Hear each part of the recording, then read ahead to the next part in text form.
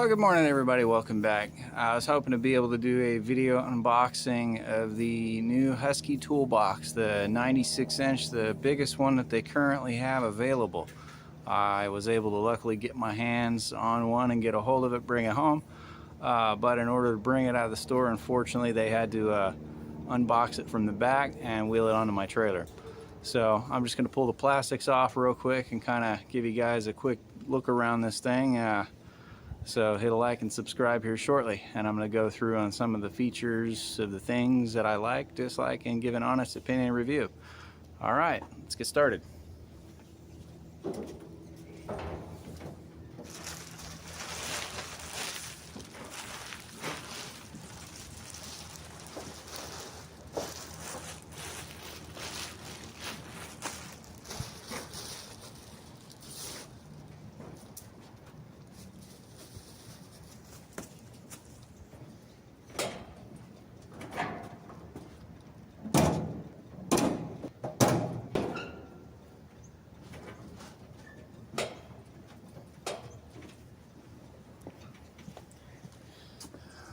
Real quick before I go ahead and start unloading this thing, real quick advisory. So this toolbox does come fully complete. All the wheels, everything are assembled, all the plastics, everything are already on it. So as far as the unboxing process, this thing is fully put together. So one of the things I have noticed is that the stainless steel top that's on it is completely wrapped with a plastic liner protector. So I'm going to unbolt this thing from underneath to fully completely remove the film. So I'm going to go ahead and get this thing going. Alright, so now that I got the toolbox unloaded off the trailer here, I'm going to do a first look off of the stainless steel top that is currently on the toolbox. Now the top measures roughly about 1 inch in diameter, or thickness wise. It's supposed to be 96 inches by about 24.5. I'll take exact measurements here shortly. I'm going to go ahead and pull this poly film that's on there right now. I'm going to peel it off. I'm going to flip it upside down so you guys can kind of have an idea of what the material that's being used.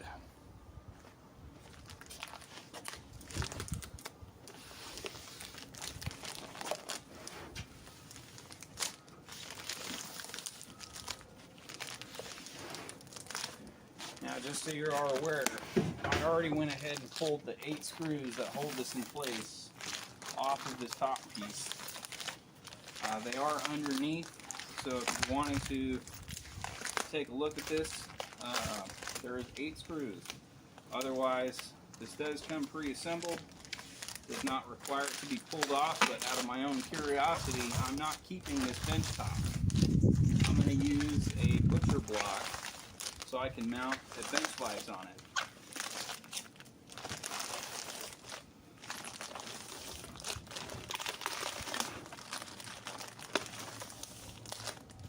Now this bench is not designed, as far as this bench top, to have any holes drilled through it. The material that's on here is just for working purposes as a bench top. So do not mount anything to this toolbox top. I'm going to flip it upside down here. So what they used is particle board.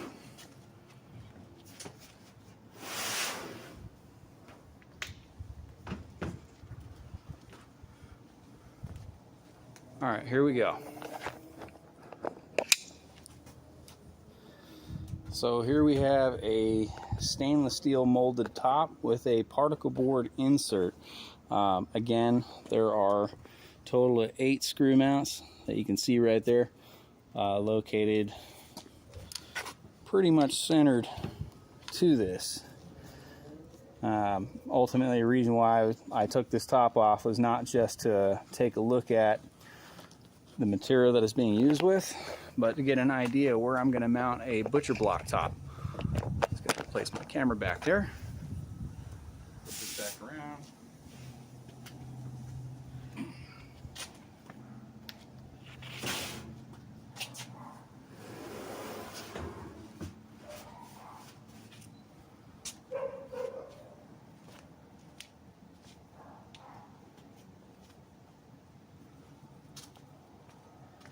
And again, this is Home Depot's Husky 96-inch box. This is the biggest box that they offer for sale.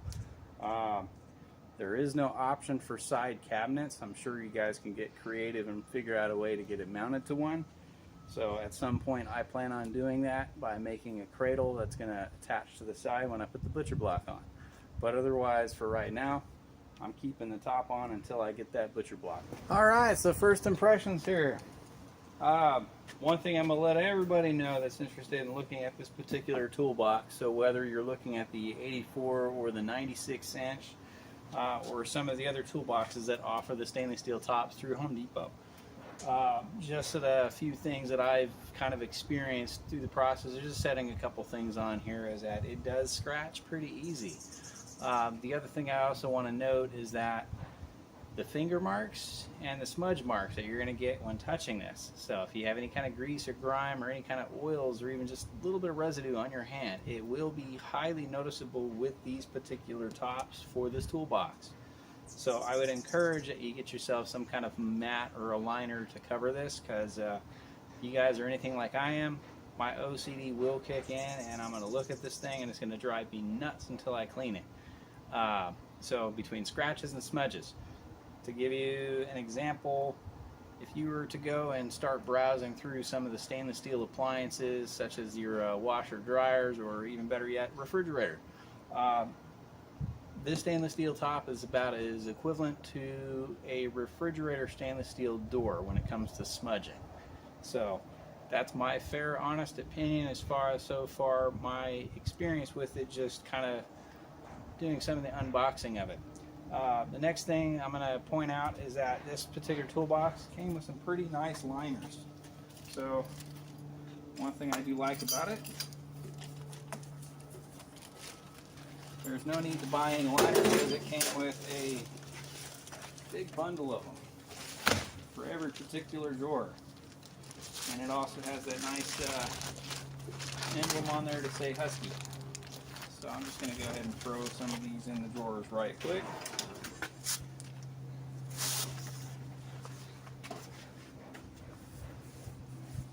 Again, this is Husky's biggest toolbox.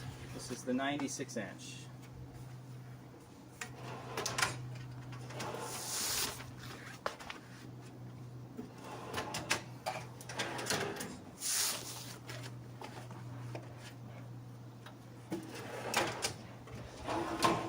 One thing I also want to note is that this toolbox does have some pretty decent soft drawer slide closes.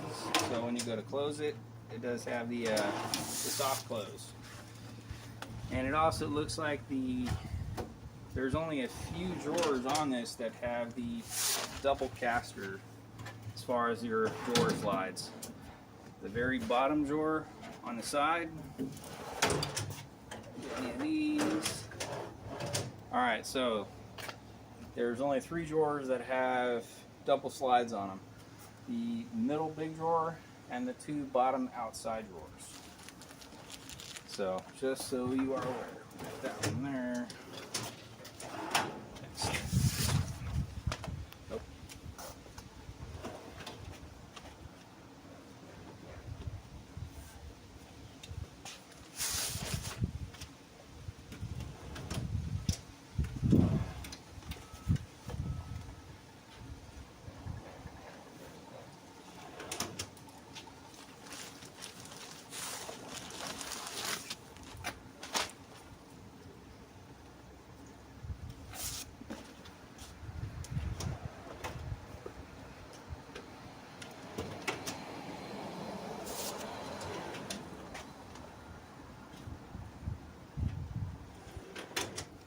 If you're asking yourself what size toolbox you should get, I'll let you know right now the 96 inch is the same price as the 84 inch. So for me, it made more financial sense to have the extra space for the same cost. So if you're thinking about it, I'd encourage and recommend getting the 96 inch if it's available to you.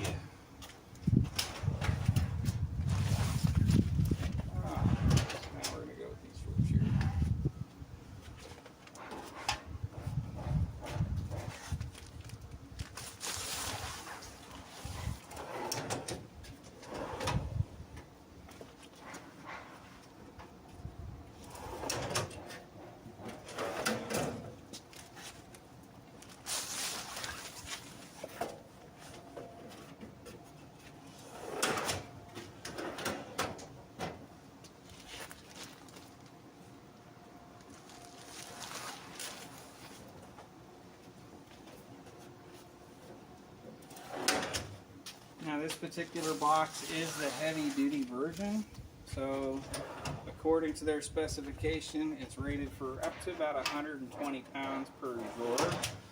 My first impression as far as the drawers go, the big ones, have a little bit of play to them. So the side ones are actually pretty decent, but the 4-foot wide ones, it does feel that it's going to have a little bit of wobbliness to it. So, but just my first impression. But for what you get for under $2,000 for a box this size, I'm going to have no complaints whatsoever because I've got the tools to fill it. And this is a lot better route than spending somewhere around, I'd say 6,000 to 8,000 range of toolbox space. And having the workbench is just the added bonus.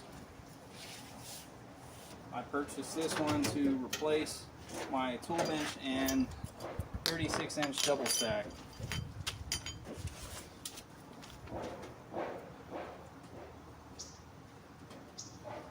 One thing I will say about the box is I wish it had a better arrangement as far as for the drawers, besides having just the one drawer that's supposedly about 4.5 inches as far as height wise for the 4-foot. They could have sacrificed one of the 1-inch drawers and gave 2 of the wide, deeper drawers. That would have been nice. But again, once I fill this thing up with the tool, let's show you guys kind of how I have it arranged for the best purpose.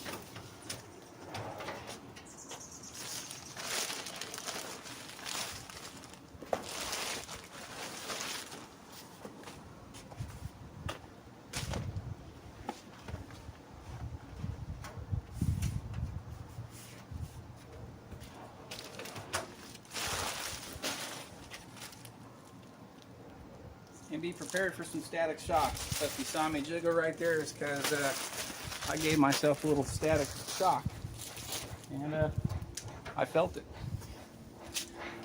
All right, let me bring you down here real quick.